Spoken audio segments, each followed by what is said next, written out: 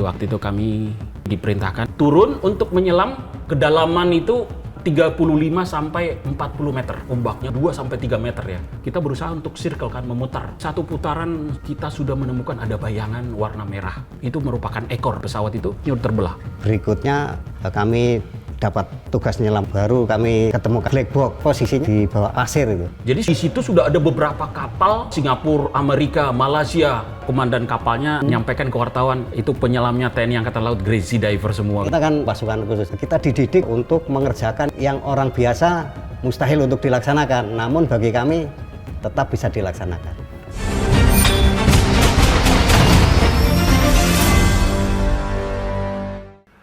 Halo sahabat Kompas.com, selamat datang di Brigade Podcast. Indonesia pernah diselimuti duka pada Desember 2014. Pesawat AirAsia dengan nomor penerbangan QZ8501A tujuan Singapura mengalami crash di perairan Pangkalan Bun, Kalimantan Tengah. Sebanyak 162 penumpang dan kru pesawat meninggal dunia.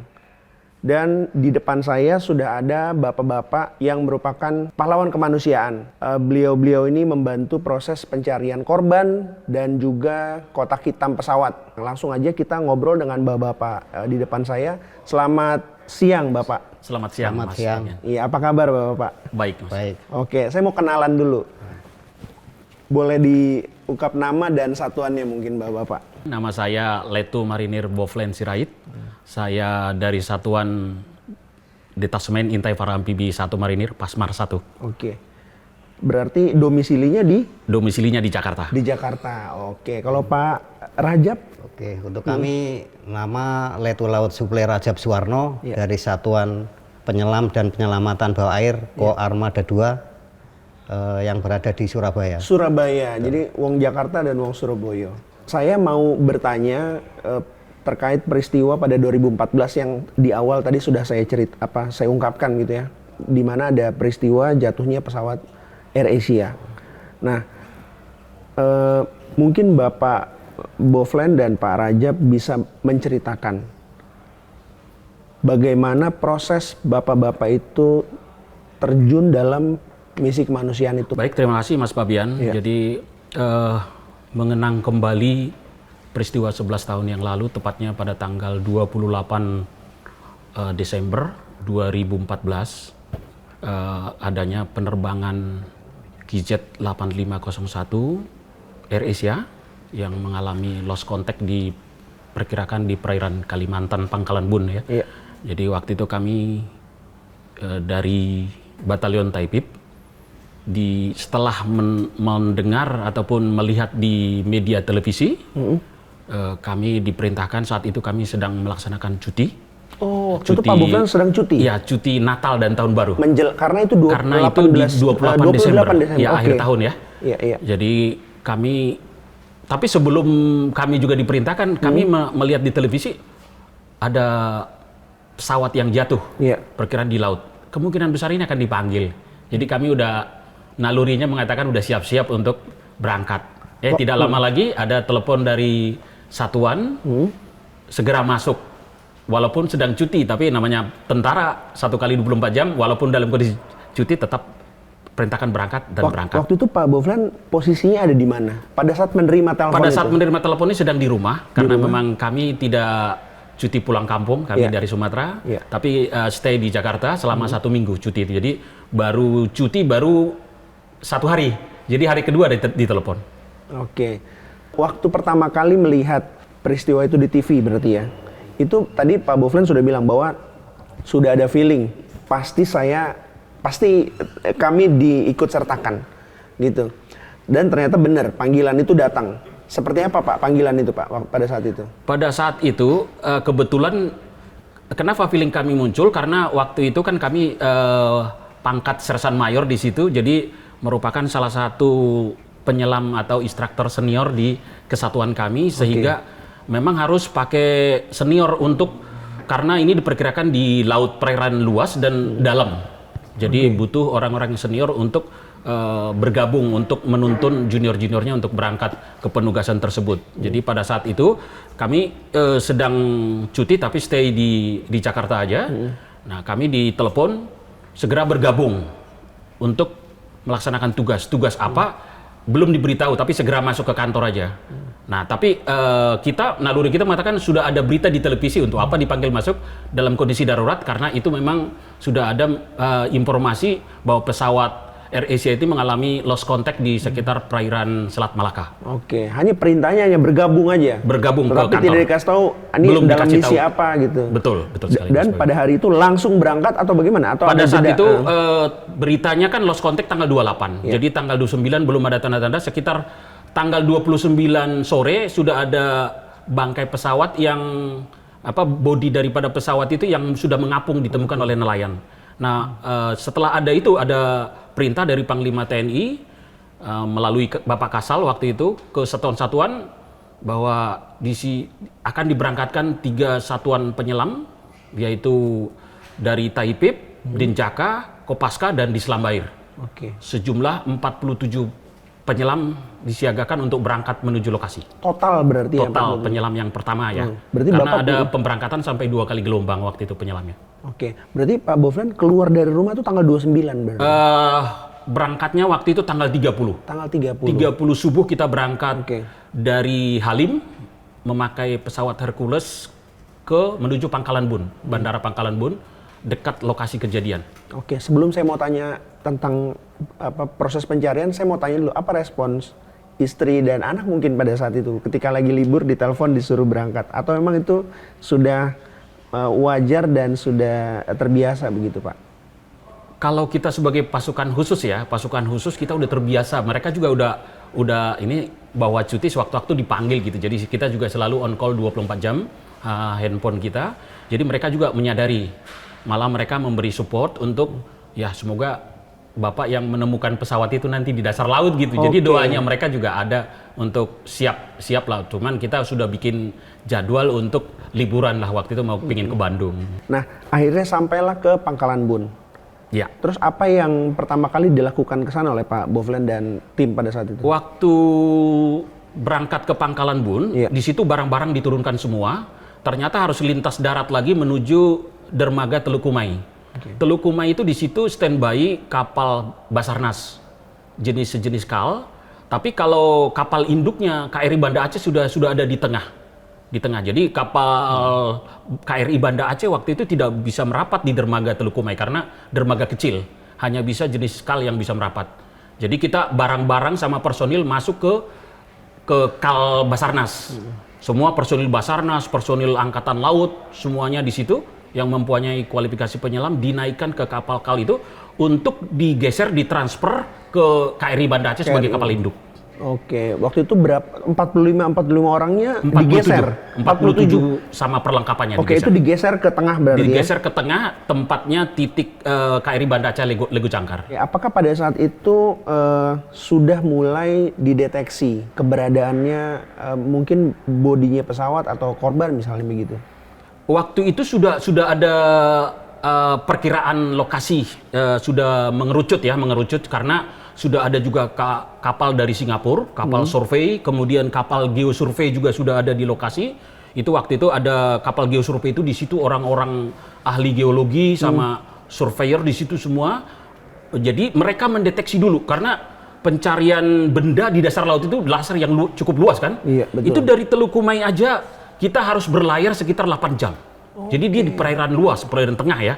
Jadi mereka sudah ada mulai begitu kejadian, mereka sudah gerak tanggal 29, jadi kurang lebih 1 kali 24 jam mereka sudah kerja memetakan lokasi perkiraan jatuhnya kilometer, bahkan menyempit sampai 1 kilometer persegi ya untuk di ini. Nah setelah itu baru mereka menginformasikan ke penyelam dan ke KRI Banda Aceh karena Komandan SAR Laut waktu itu dari TNI Angkatan Laut, seorang berpangkat bintang 1. Tanggal berapa persisnya Pak Boflen dan teman-teman itu mulai menyelam dan mencari? Waktu itu kita bisa merapat ke KRI Banda Aceh tanggal 31. Kemudian masih dilakukan lagi pendalaman oleh kapal geosurvei sama KN Jadayat waktu itu untuk mensurvei. Jadi ada di kapal geosurvei itu ternyata ada alat sonder namanya multi beam echo sonder. Dia bisa memetakan profil daripada dasar laut. Di situ akan kelihatan logam segala macam itu. Jadi sehingga dengan penelitian mereka mengerucut itu akan ditemukan nanti logam bunyi ping dia akan menginformasikan ke penyelam. Pertama bukan penyelam dulu yang turun. Ada robot turun, ROV, tapi ternyata setelah diturunkan ROV-nya itu tidak bisa menyelam dengan sempurna karena arus. Arus bawah ya. Arus bawah itu bisa sampai 2 knot. 2 knot itu jadi kalau misalnya kita tiang bendera, bendera itu udah berkibar. Jadi begitu kita turun ke bawah, kita harus pegangan tali kalau nggak hanyut. Oh gitu. Itu jadi cukup kencang sampai 2,3 knot saat itu. Nah terus robot turun. Robot itu melayang. Jadi dia kan kalau robot itu kan di area turun menyelam, dia pakai umbilikal, pakai selang, dia turun melayang dia. Jadi tidak bisa sampai ke dasar. Oke, tarik lagi ROV-nya sehingga diver persiapan turun. Nah, disitulah kita baru turun sekitar tanggal 4. 4 ya Pak? Tanggal 4 itu sudah ada bunyi logam dari geosurvey bunyi, kemudian kita turun, penyelam persiapan. Nah, saya sama buddy saya waktu itu, Serka OO, turun untuk menyelam karena ada 47. Cuman waktu itu kita berpindah dari KRI Banda Aceh ke kapal geosurvey ini sebanyak 17 personil. 17 personil ini yang penyelam-penyelam yang senior dulu kita utamakan Mas, karena untuk keselamatan penyelam sendiri kan karena arus ataupun kedalaman itu sekitar 35 sampai 40 meter bervariasi ya dasarnya. Jadi ditunjuk dulu yang penyelam senior, terus saya sampaikan ke mereka izinkan saya sama Serka OO sebagai yang lebih senior saat itu penyelamnya dan sudah memiliki jam selam yang cukup banyak, izinkan kami untuk mencoba dulu. Oke, jadi Pak Boflan dan Serka OO tadi iya, itu adalah 2 penyelam pertama yang turun? Iya, buddy system ya, karena dia kan harus berpasangan di bawah laut. Oke, apa yang ada di pikiran Pak Boflan pada saat mulai turun ke bawah air itu? Yang ada di pikiran saya ya, jadi saya berpikiran gini Mas, dari sisi kemanusiaan, seandainya keluarga saya yang demikian, apa yang saya perbuat, gitu kan? Jadi saya itu benar-benar murni, saya berangkat dari sisi kemanusiaan. Saya harus menemukan jenazah atau apapun, bentuk apapun di dasar laut yang untuk memberikan, karena media TV semuanya sudah on board di KRI waktu itu. Jadi media ini sudah langsung publikasikan ke seluruh Indonesia bahkan internasional, karena kebetulan kan penerbangan Air Asia ini kan adalah penerbangan flight internasional dari Juanda ke Singapura, ke Changi Airport waktu itu. Jadi sudah ada di situ, sudah ada beberapa kapal pesawat kapal Singapura, Amerika, Malaysia, sudah jadi Rusia, sorotan, sudah ada di sorotan dunia. Sudah sorotan dunia. Dan Bapak adalah penyelam pertama. Penyelam yang pertama. Jadi waktu itu Mas, ombaknya cukup besar. Ombaknya besar, hampir bisa dikatakan 2 sampai 3 meter ya. Jadi kita turunkan perahu karet udah kesulitan sekali. Perahu karet turun, apalagi campur lagi alat selam.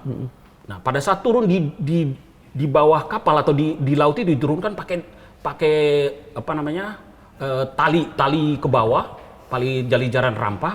Jadi tali jaring debarkasi lah. Kita turunkan alat dari situ, itu ombak udah nggak nyaman udah. Jadi kalau misalnya nggak sering di laut, itu udah pada muntah duluan boro-boro untuk menyelam ya.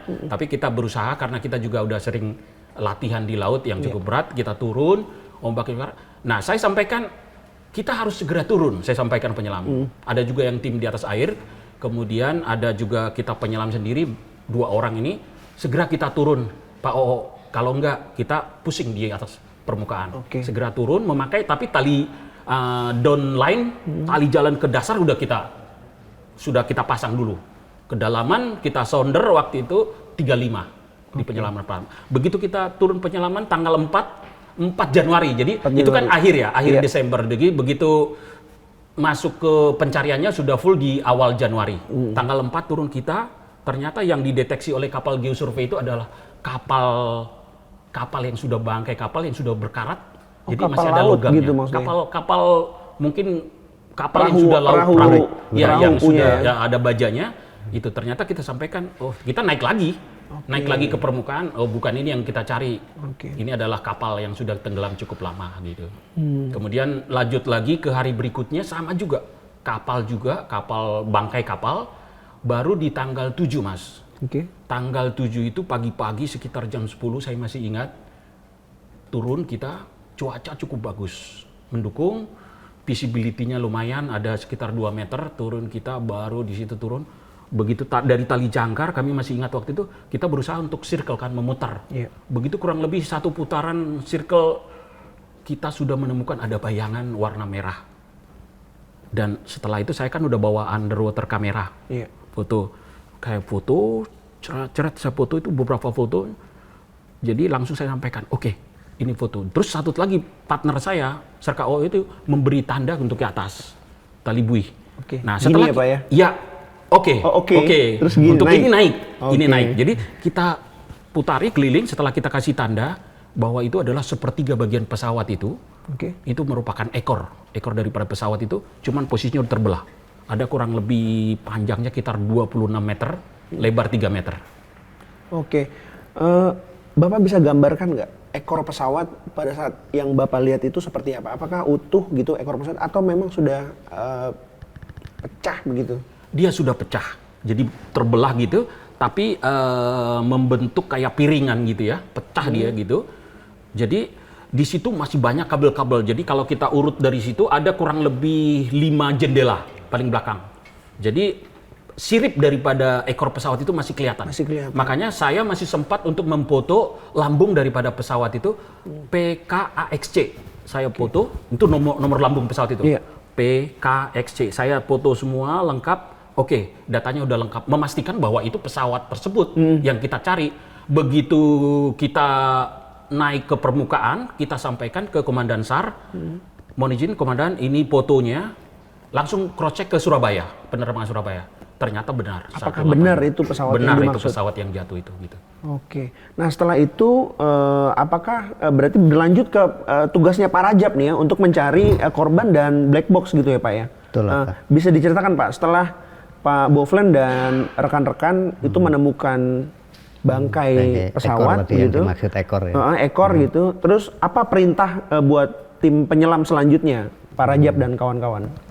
Kami waktu itu di Selam Air Koarmada 2, waktu itu kan di Selam Air Koarmada 2 belum ada perintah untuk bergerak karena mungkin kan Koarmada dibagi-bagi wilayah. Iya. Koarmada 1, Koarmada 2, Koarmada 3. Kebetulan waktu itu kejadiannya di Selat Karimata, Pangkalan Bun ya. Itu masuk wilayahnya Koarmabar waktu itu. Koarmabar yang bergerak. Jadi kami dari wilayah timur sudah mendapat informasi tentang adanya kecelakaan pesawat. Kami sudah bersiap-siap dari pimpinan waktu itu Kadis Lamper untuk menyiapkan baik personil maupun peralatan untuk sewaktu-waktu dimintai perbantuan untuk bergerak ke Pangkalan Bun. Iya. Betul sekitar tanggal 9 Januari waktu itu kami pagi-pagi mendapat perintah dari pimpinan untuk segera nanti sore, siang persiapan, sore berangkat ke Pangkalan Bun menggunakan pesawat dan peralatan-peralatan karena informasi dari Pangkalan Bun ada beberapa peralatan yang tidak ada di lokasi.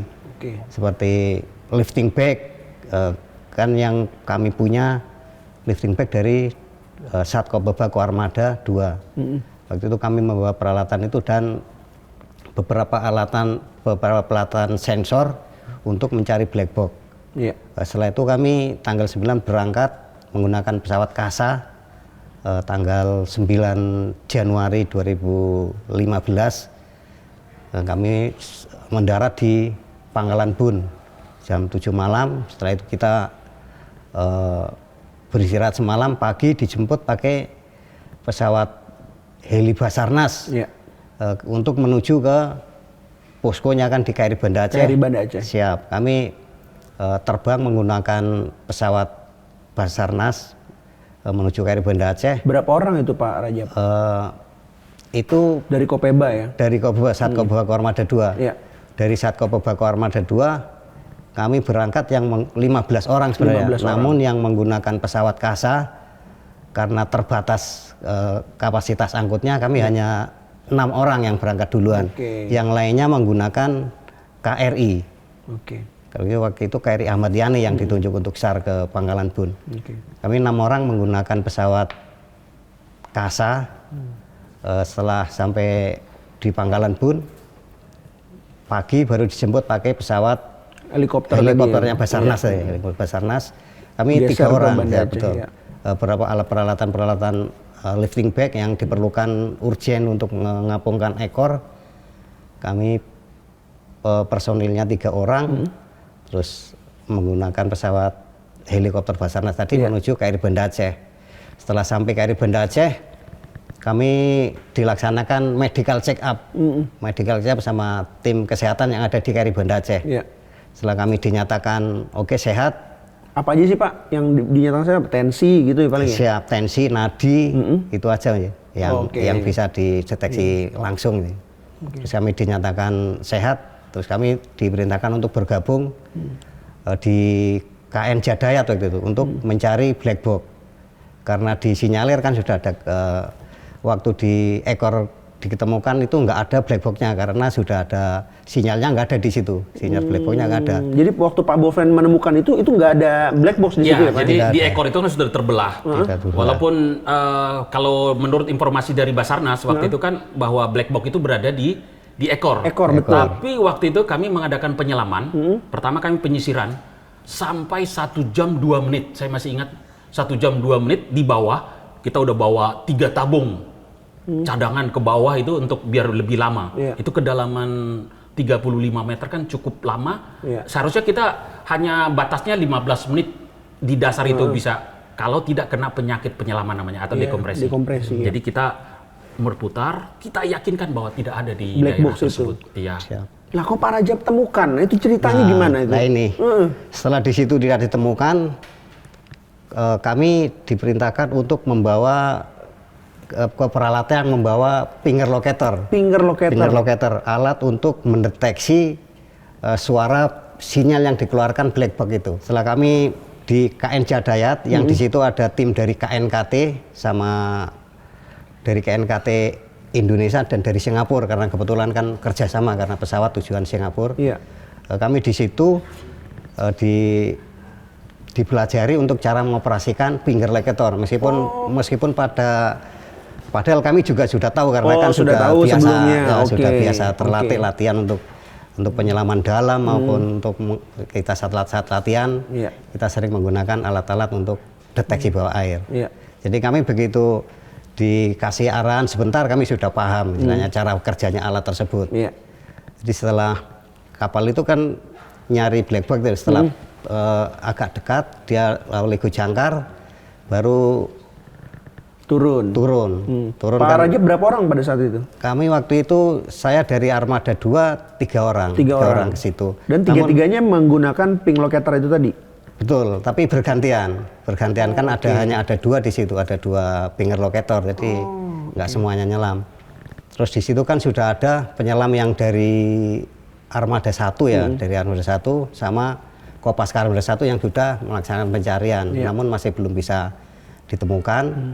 Terus kami setelah hari kedua saya di situ, saya nyelam.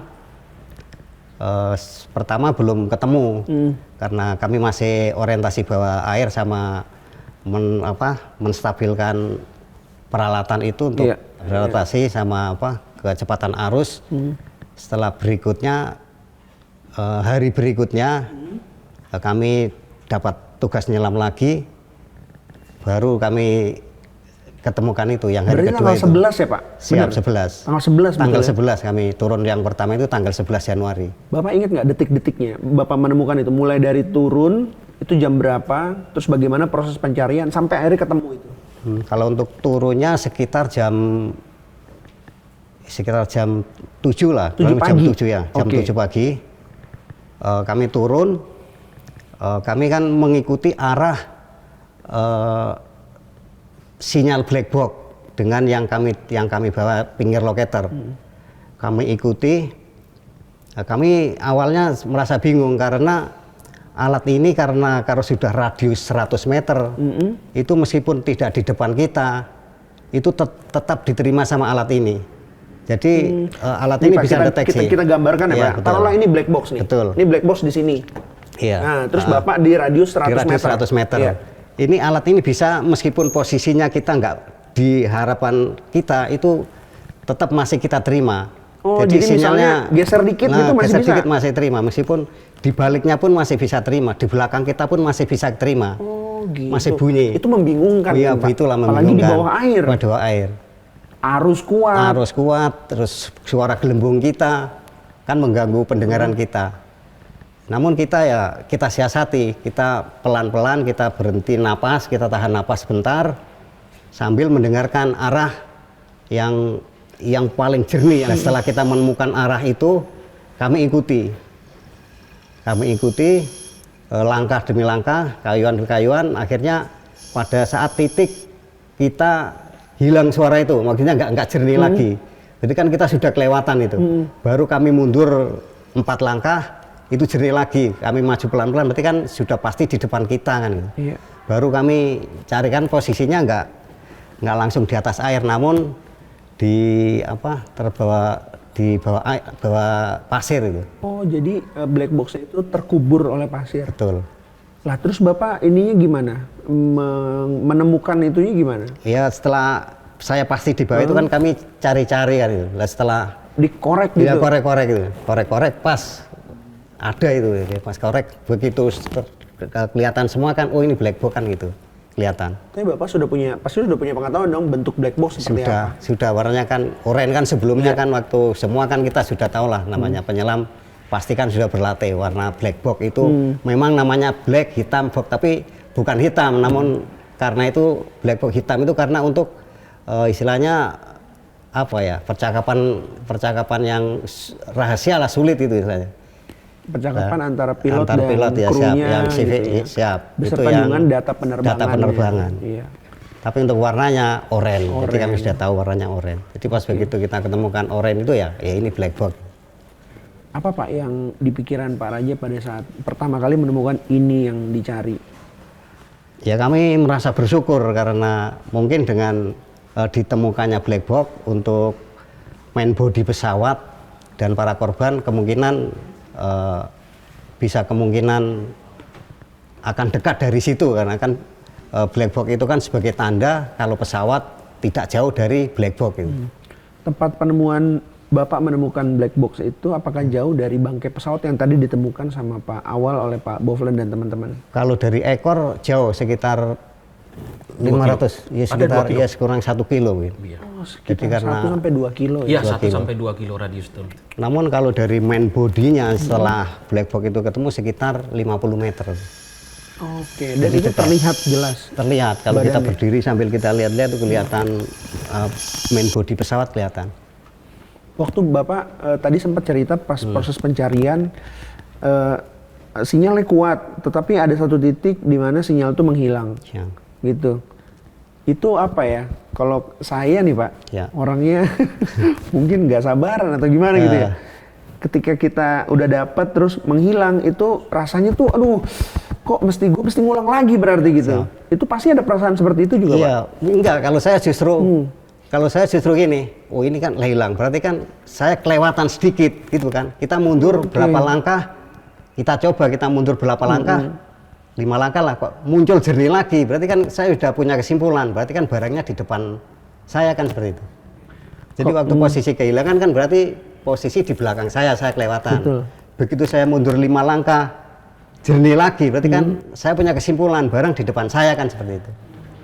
Ya itulah, makanya pentingnya nggak mudah menyerah itu ya Pak ya. Iya betul lah Pak. Ya, karena kami kan ya namanya tugas kan ya, tugas kan gimana caranya kita bisa menyelesaikan tugas dengan sebaik-baiknya kan.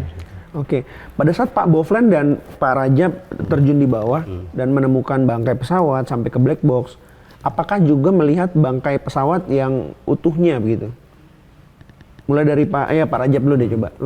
Waktu awalnya kami kan fokusnya ke arah nyari black box itu. Kami belum fokus ke pandangan jauh, waktu awalnya kami belum, tapi setelah kita black box ditemukan, kami punya keyakinan main bodinya pesawatnya nggak jauh dari situ. Baru kami nyari yaitu tadi kurang lebih 50 meter di situ ketemu.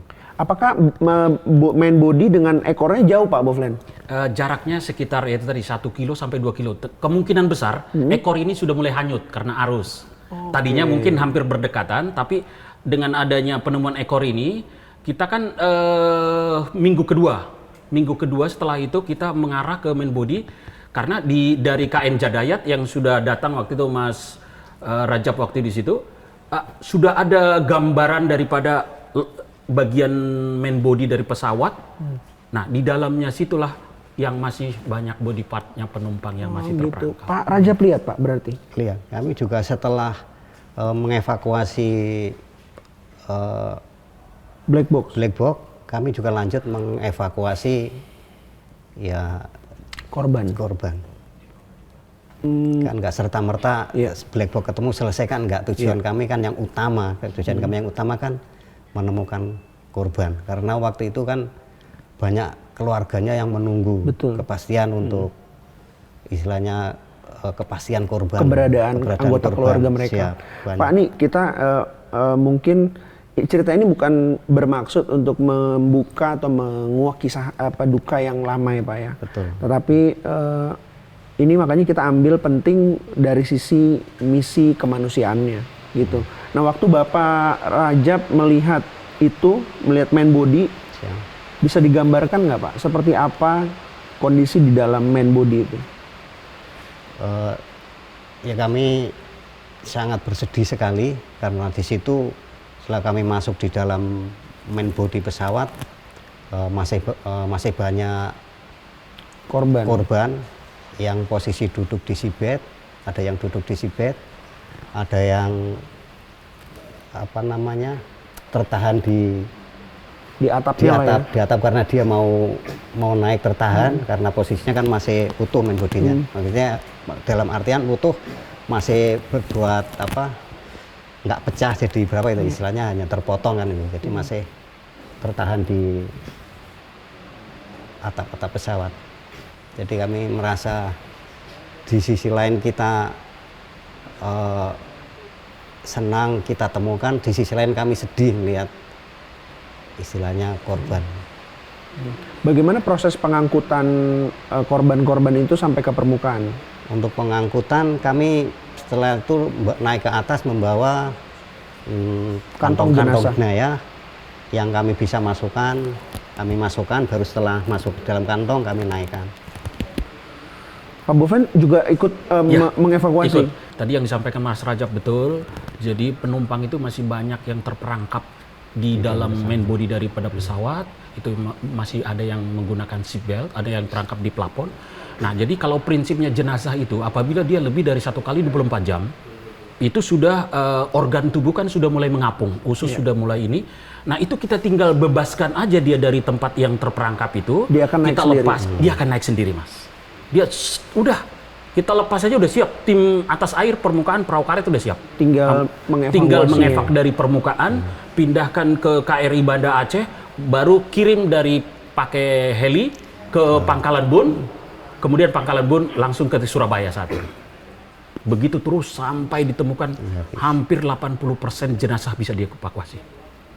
Apakah juga termasuk pilot dan kopilot? Ya, ditemukan semua saat itu. Setelah dideteksi semua beliaunya almarhum ada di daftar yang sudah ditemukan.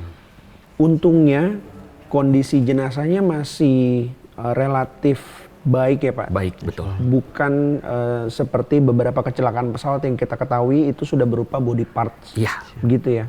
Jadi mungkin itu membantu proses identifikasi identitas para korban. Dan itu tentunya ya meskipun kita berduka begitu ya, keluarga berduka, tapi itu sebuah ya kebaikan bagi keluarganya bahwa anggota keluarga yang meninggal masih ditemukan dalam kondisi yang relatif baik. Gitu ya. Ketika Bapak menemukan para korban itu ya Pak, saya nggak tahu apakah ada prosedur khusus untuk menangani jenazah di bawah laut itu.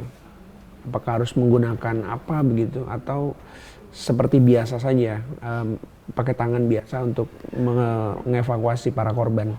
Kalau kami kan menyelam kan sudah pakai sarung tangan. Sarung tangan. Ya, itu istilahnya sudah sarung tangan. Ya dari pimpinan kami menyampaikan selama masih bisa dimasukkan ke kantong jenayah, usahakan dimasukkan ke kantong jenayah baru dinaikkan. Yeah. Namun kalau memang kesulitan ya seperti tadi yang disampaikan Abang Boven, nggak apa-apa, yang penting kita tarik sudah lepas, sudah bebas dari atap, naik gitu. Tapi selama bisa dimasukkan ke kantong jenazah, sebisa mungkin dimasukkan ke kantong jenazah. Berapa lama Pak proses mengangkut 80% jenazah tadi, kira-kira butuh waktu berapa lama? Itu dari awal penyelaman ya, dari kita mulai nyelam aktif tanggal 7, itu operasinya hampir dinyatakan 2 bulan, tapi kita efektifnya di situ hanya sekitar 40 hari lah di lokasi penyelaman. Setelah itu dari keputusan dari pimpinan Kepala Staf Angkatan Laut bahwa itu penyelam sudah lelah, mungkin sudah banyak yang kena penyakit dekompresi. Oh, sudah sempat terkena dekompresi? Karena sudah bolak-balik penyelam itu kan, kalau bolak-balik dia menyelam otomatis dan ada penyakit dekompresi di dalam penyelaman namanya, itu ada sisa nitrogen yang terlarut di dalam darah yang harusnya harus keluar. Jadi ada netralisasi namanya, netralisir untuk kondisi nitrogen yang di dalam larut dalam tubuh kita itu. Pak Boflen dan Pak Rajab kena dekompresi itu? Ya, sempat kena itu? Sempat. Jadi karena waktu itu kan ada juga decompression chamber yang dibawa di KRI waktu itu di situ. Jadi kita selesai melaksanakan, apalagi penyelaman sampai 1 jam, itu langsung dikirim ke decompression chamber, langsung untuk menetralisir tubuh kita di situ. Apa sih Pak gejalanya, apa sih kalau dekompresi itu, apa yang dirasakan Pak Rajab? Gejalanya kalau masih tahap ringan paling hanya kesemutan tangan. Kesemutan, kaki bisa kesemutan, itu ini masih kesemutannya beda sama asam urat kan ya Pak ya? Sama kolesterol beda ya Mas? Kalau sudah kondisi berat bisa terjadi kelumpuhan. Kelumpuhan? Bisa, kalau kena nitrogen. Akhirnya masuk ke chamber itu setiap menyelam? Setiap menyelam, setiap selesai menyelam maksud saya? Jadi makanya diupayakan 1 kali dive atau 1 kali penyelaman dalam 1 hari. Makanya dengan adanya sekitar 60-an penyelam bergantian. Rotasi ya? Ya, rotasi. Oke. Akhirnya selesailah misi kemanusiaan di AirAsia, ya kan? Terus apa yang Bapak Rajab dan Pak Boflen rasakan pada saat itu? Apa yang ada di pikiran setelah menunaikan misi itu? Ya, kami merasa bangga karena sudah melaksanakan misi dengan ya berhasil kita menemukan pesawat dan korban. Ya pasti bangga ya Pak ya. Kalau Pak Boflen? Kalau saya sendiri bahwa tugas SAR ini kan adalah tugas kemanusiaan, tugas mulia. Jadi kita membantu orang lain yang kesulitan. Jadi yang seperti saya katakan tadi bahwa menemukan orang yang hilang itu, apabila kita keluarganya, di mana jenazahnya, di mana dimakamkan kan gitu. Jadi kita berusaha sudah menolong semaksimal mungkin bahwa korban itu sudah ditemukan, karena prioritas utama tadi seperti yang kita katakan bukan mencari black box, bukan mencari ekor pesawat, tapi mencari jenazah dulu prioritas utama. Sehingga ini bisa diserahkan ke keluarga. Dengan adanya gitu berarti mereka akan tahu, oh bahwa keluarga saya sudah meninggal, jenazahnya ada gitu. Jadi kita merasakan bahwa duka yang cukup dalam dari keluarga itu kita rasakan betul. Kita cukup bangga dan puas melaksanakan tugas mulia itu dengan membantu orang lain. Itu aja sih Mas. Oke. Ya, pasti setelah menyelesaikan tugas, apalagi tugas itu dilaksanakan dengan sukses begitu ya. Apa apresiasi satuan pada saat itu kepada bapak-bapak? Kalau kami sebenarnya kami nggak berharap dapat reward dari pimpinan, sebenarnya kami nggak berharap. Namun dari pimpinan waktu itu Bapak Panglima TNI waktu itu memberi reward kenaikan pangkat luar biasa pada kami. Oke. Dari waktu itu kami dari Serda, Sertu terus Serka itu. Jadi waktu Serda naik Sertu memang waktunya naik. Setelah itu 5 hari kamu dinaikkan menjadi Serka. Oh, hanya jangka waktu 5 hari dari Serda langsung Serka. Jadi Serka. Karena memang kami Serdanya kan sudah 4 tahun lebih, sudah mau 5 tahun. Jadi mungkin waktu itu pimpinan waktu mau naikkan pangkat luar biasa itu nunggu saya naik Sertu dulu baru dinaikkan menjadi Serka seperti itu. Oke. Kalau Pak Boflen ada apresiasi dari satuan kepada Bapak? Apresiasinya sama juga ya. Jadi yang saya sama Mas Rajab kemarin dari Panglima TNI itu ada sebanyak 7 orang. 7 orang. Dari sekian penyelam diseleksi, tadinya diusulkan semuanya kenaikan pangkat luar biasa Mas. Tapi setelah itu teliti lagi orang yang berkepentingan penyelamnya sendiri langsung yang menemukan gitu kan. Turunlah waktu itu surat keputusan Panglima TNI sebanyak 7 orang. Saya sendiri saat itu masih berpangkat Serma, kemudian Oktober kan Serma, baru Serma. Setelah itu Januari, berarti selang 3 bulan, kami dinaikkan pangkatnya menjadi Pelda Marinir. Harusnya menunggu 5 tahun. 5 tahun. Oke, itu balik lagi, itu sebenarnya bukan sesuatu yang diinginkan, tetapi itu datang dengan sendirinya, seiring dengan suksesnya misi yang Bapak-bapak lakukan. Betul, Mas. Oke, Pak, proses pencarian itu kan tidak hanya melibatkan TNI saja, tetapi melibatkan juga yang tadi Bapak bilang tadi, ada beberapa negara yang juga turun terlibat melakukan proses pencarian. Setelah misi itu tuntas, apa pandangan mereka terhadap TNI yang sudah melakukan misi itu sampai tuntas? Apalagi bapak-bapak penyelam yang mungkin nekat nih gitu atau berani sekali gitu. Jadi kemarin itu kan saat kejadian itu kan karena ada kapal dari Amerika turun. Jadi saat itu ada komandan kapalnya Letnan Kolonel George atau apa itu menyampaikan ke wartawan, itu penyelamnya TNI Angkatan Laut crazy diver semua katanya. Crazy diver, orang gila semua itu katanya. Karena apa? Ya itu tadi, ombak besar, kemudian arus kencang, masih turun. Itu no safety katanya, Mas. Gitu. Oh gitu mereka bilang gitu. Gimana Pak Rajab tanggapannya terhadap crazy diver itu? Ya sama, karena kan seharusnya untuk menyelam aman, penyelaman itu kan arus tidak boleh lebih dari 3 knot. Sehingga waktu itu di lokasi itu gelombang besar, arus lebih dari 3 knot. Kalau untuk menurut standar aman penyelaman, sebenarnya itu nggak aman lah, karena kita tetap nekat. Ya mereka itu tadi menyebutkan crazy diver. Kami bisa melaksanakan seperti itu karena dari briefing dari para pimpinan yang ada di atas, yang mereka mengatur kita kerja. Mereka itu briefing, kalian itu dididik untuk mengerjakan yang orang biasa tidak bisa dilaksanakan. Karena kita kan salah satu termasuk pasukan khusus. Jadi kalian dididik untuk menembus orang biasa tidak mungkin dilakukan, tapi kalian bisa melaksanakan. Ya akhirnya kami dengan semangat itu ya, kami alhamdulillah bisa merealisasikan keinginan pimpinan. Meskipun gelombang besar, arus kencang, kami tetap mensiasati gimana caranya kita bisa menembus itu, karena kita sudah dididik tadi, kita dididik untuk yang orang biasa mustahil untuk dilaksanakan, namun bagi kami tetap bisa dilaksanakan. Bapak yang mohon maaf nih, gila bener memang bapak ini, tapi gila dalam konotasi yang positif tentunya. Betul. Oke, tapi gini, ini teknis ya Pak, kan 3 knot menyelam dengan arus deras tadi, ya kan? Ada treatment khusus nggak? Oh kalau normal tuh harusnya seperti ini. Oh tapi kalau 3 knot itu tekniknya harusnya beda nih. Yang biasanya lurus, misalnya dia harus misalnya gitu Pak. Ada nggak perbedaan antara kondisi normal dengan kondisi yang nggak normal? Sebenarnya mental ya. Sebenarnya nomor 1 itu mental. Kalau ini beda nih. Nomor 1 mental. Jadi yang kedua juga faktor terlatih dan tidak terlatihnya. Kalau orang terlatih kan dia lebih tenang lah, lebih bisa mensiasati gimana caranya dia bisa turun gitu. Mungkin kalau orang yang yang kurang terlatih atau kurang terlatih ya mungkin ya itu tadi, mungkin nggak berani, nggak bisa melanjutkan kan seperti itu. Tapi ya karena pimpinan waktu briefing juga kalian yang tadi saya sampaikan dididik untuk melaksanakan tugas yang mungkin orang lain mustahil. Kalau tidak kalian siapa lagi? Kan pertanyaan seperti itu. Ya akhirnya ya gimana caranya kita bisa mensiasati alam seperti itu. Gimana Pak Rajab? Jadi benar yang dikatakan Mas Rajab tadi ya. Jadi prajurit itu sebenarnya tidak ada yang hebat Mas. Prajurit yang hebat itu adalah prajurit yang sering terlatih dan sedang berlatih. Dia ditempa dengan cuaca yang demikian bagaimanapun.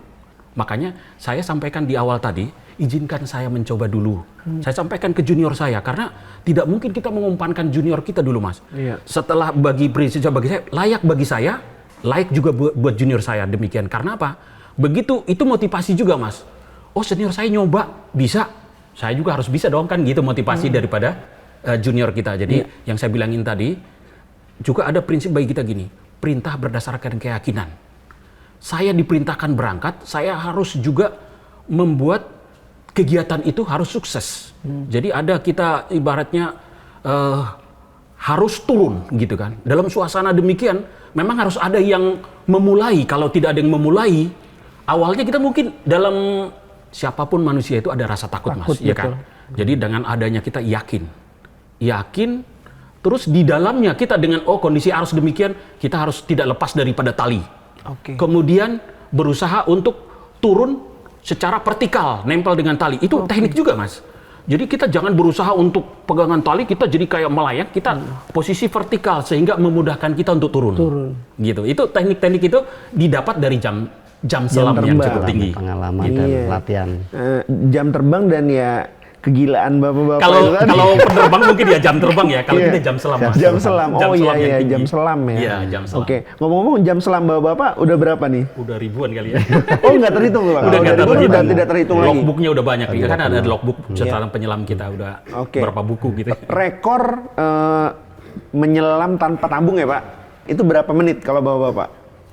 Oh, tahan napas Tahan napas di bawah itu. Saya mau tahu nih, apa Kopeba dan Marinir nih, dua pasukan elit nih. Kalau saya maksimum itu di 2 menit, 2 menit setengah ya, masih 2,5 bisa. menit. Itu. Masih bisa. Kalau Masih Pak Rajab? Kalau saya paling 1 menit setengah lah. 1 menit setengah bisa. Karena biasanya normalnya, Mas, kalau normalnya manusia maksimum hanya 3 menit, Mas. Lewat dari situ mungkin dia akan hiperventilasi namanya ya. Bisa keracunan. Oke. Nah, ini ngomong-ngomong soal penyelaman nih, Pak. Saya mau tahu bagaimana proses pendidikan untuk penyelam sendiri. Kami akan menyampaikan seperti bisa agar jadi penyelam seperti kami ya. Ini kan Angkatan Laut kan tiap tahun itu membuka pendidikan brevet ya. Dalam tanda kutip pasukan khususnya Angkatan Laut itu. Itu ada brevet penerbang, brevet Kopaska, brevet penyelam, brevet Taifib. Jadi dari anggota-anggota yang sudah jadi tentara nih, baik itu Bintara, Perwira, Tamtama dengan dibatasi umur mungkin maksimal 28 tahun ya, maksimal 28 tahun mereka mendaftarkan diri untuk mengikuti seleksi penyelam. Ya tentunya namanya seleksi kan nggak semuanya masuk ya, memenuhi kriteria untuk masuk jadi seorang penyelam. Nanti setelah mereka dinyatakan memenuhi syarat dan lolos, mereka mengikuti pendidikan penyelam TNI Angkatan Laut di Surabaya. Oke, kalau Pak Boflen?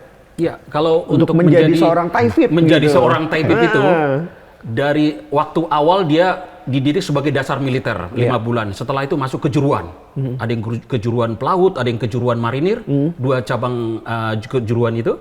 Dia setelah dia di marinir biasa, dia diseleksi lagi dengan ketat. Dites kesehatan, psikotesnya, dites itu lagi, baru setelah lulus melaksanakan pendidikan selama 10 bulan. Nah, program di dalam 10 bulan itulah di dalamnya ada latihan penyelaman selama kurang lebih 45 hari. Khusus aja di situ mulai dari selam dasar, selam dalam, selam malam hari, kemudian teknik SAR juga di situ. Teknik SAR bagaimana kita melaksanakan SAR di laut, di gunung, kemudian di media malam hari bagaimana dengan peralatan yang ada. Di-spill dikit dong Pak, latihan secuilnya aja seperti apa sih gitu? Latihan penyelaman itu kayak gimana gitu? Kalau latihan penyelaman sendiri kan itu dimulai dari selam dasar ya. Selam dasar itu pertama kita bertahap dari kolam renang. Di kolam renang kita ditaruh alat selam di kedalaman 5 meter.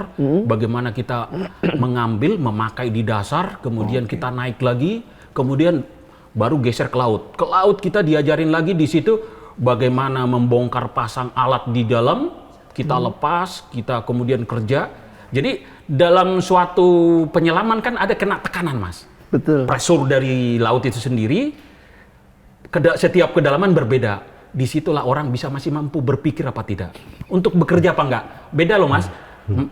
Mas berpikir di 10 meter sama di kedalaman 30 meter, 35 beda. Makanya tadi yang disampaikan Mas Rajab, bagaimana seorang penyelam itu masih nalurinya masih bisa mendengarkan pingnya finger locator itu.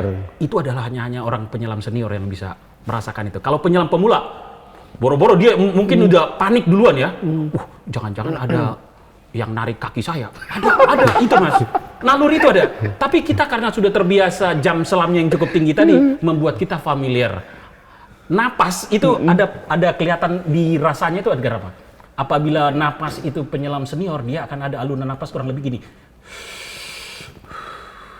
Tarikan napas dalam, lepas panjang. Kalau yang pemula dia kelihatan pendek-pendek. Grogi dia di situ. Itulah triknya. Di situ. Jadi kita sebagai penyelam senior, misalnya Mas Rajab atau saya sebagai instruktur di bawah, oh dia panik gitu. Itu pemula. Wajar. Setelah sejam terbang baru tadi itu kalau triknya tips gimana Pak untuk nggak panik di bawah air? Ya harus banyak berlatih. Yang jelas semua harus banyak berlatih. Pak misalnya nih Pak, saya tiba-tiba tenggelam lah gitu ya Pak. Ya. Apa tipsnya untuk supaya tenang dan akhirnya bisa selamat lah gitu? Ya tadi tenang, terus usahakan tahan napas, jangan panik. Gimana caranya biar nggak panik gitu? Gimana caranya biar nggak panik? Nah ini yang susah nih. Orang panik disuruh jangan panik. Itu sama seperti orang ngantuk Pak, disuruh jangan ngantuk. Jadi triknya mungkin gini ya Mas ya. Apabila kita di air, semakin kita rileks, sebenarnya kita semakin ngapung. Oh rileks aja gitu ya. Orang di laut, seperti saya sendiri, mungkin suatu saat Mas bisa melihat bahwa saya bisa tidur di atas air. Bapak kan emang jagonya. Hanya aturan napas saja Mas. Oh gitu. Napas dada perut. Kita tidur terlentang itu, kita berjam-jam pun di dalam air, mengapung kita sebenarnya. Badan orang, ya yang tenggelam itu adalah orang yang panik, dia turun itu sebenarnya. Semakin kita rileks, dia akan ngapung sendiri badan kita. Mengambang Mas. Jadi itu teorinya. Oke, ntar saya coba rileks ya Pak. Iya, rileks. Nanti mudahan saya dapat pelatihan khusus nih dari Pak Rajab dan Pak Boflen. Oke, Pak pertanyaan kami yang terakhir. Apa pesan Pak Boflen dan Pak Rajab untuk generasi muda lah, khususnya mereka yang mungkin tertarik untuk menjadi penjaga negeri lah, tentara begitu, TNI. Ya kami berpesan kepada generasi penerus ya, adik-adik kami supaya dalam bertugas jangan berpikir yang lain-lain, yang penting kita fokus tugas demi negara dan bangsa. Jangan yang lain-lain, masalah untuk yang tadi disampaikan untuk penghargaan, reward atau lain-lain itu datang dengan sendirinya dengan kita dengan bertugas ikhlas, itu aja. Oke, bertugas ikhlas nanti akan datang dengan sendirinya. Pak Boflen. Iya, sama juga ya pada prinsipnya bahwa kita apalagi melaksanakan tugas SAR ya, kita berbicara dalam SAR ini, yaitu tadi yang sampaikan adalah tugas mulia ya. Jadi pesan saya kepada adik-adik saya misalnya yang baru-baru sekarang masuk, segera timbalah ilmu sebanyak mungkin. Di TNI Angkatan Laut itu jarang orang yang akan menimba ilmu selam. Karena apa? Orangnya yang biasanya suka capek pasti karena ngangkat tabung, ngangkat apa itu. Jadi padahal di situ letaknya mungkin orang memiliki penampilan atau apa tertentu yang bisa mendatangkan rezeki kan. Di dunia selam itu jarang orang yang mau, padahal harta karun banyak di dasar laut ya kan. Betul. Contoh kita misalnya yang sudah mendapatkan kenaikan pangkat luar biasa, itu tidak permintaan kita, tapi yang Maha Kuasa tahu bahwa kita berbuat yang terbaik, melaksanakan tugas mulia semaksimal mungkin. Iya. Itu aja sih Mas. Oke, terima kasih banyak Pak Boflen, Pak Rajab. Salam hormat kami Brigade Podcast untuk seluruh penyelam yang ada di Indonesia. Semoga bisa menyelesaikan misi demi misi dengan berhasil, Pak. Baik, Mas Fabian, dari kesempatan ini saya sangat ingin berterima kasih kepada pimpinan TNI, juga khususnya Angkatan Laut, yang sudah memperhatikan prajurit yang berjuang di garis-garis depan, seperti misalnya dalam tugas operasi militer selain pelang maupun operasi militer perang. OMSP sama OMP. Itu sekarang ini sangat diperhatikan oleh pimpinan saat berhasil atau mempertaruhkan nyawa, itu pimpinan kita sangat mengapresiasi dengan baik. Kami mengucapkan terima kasih. Gitu. Siap. Pak Rajab? Sama, kami juga mengucapkan banyak terima kasih kepada pimpinan TNI, khususnya TNI Angkatan Laut, atas reward yang diberikan kepada kami semua dan mungkin rekan-rekan kami yang berprestasi, supaya kita lebih bersemangat dalam menjalankan tugas negara. Demikian. Oke, sahabat kompas.com, itu tadi bincang-bincang kita dengan Letu Boflen dengan Letu Rajab. Kami sekali lagi berterima kasih atas semua cerita dan pengalaman yang sudah dibagikan. Semoga ini mencerahkan bagi pembaca atau penonton Kompas.com dimanapun mereka berada. Sampai jumpa di Brigade Podcast episode selanjutnya, karena setiap misi punya arti.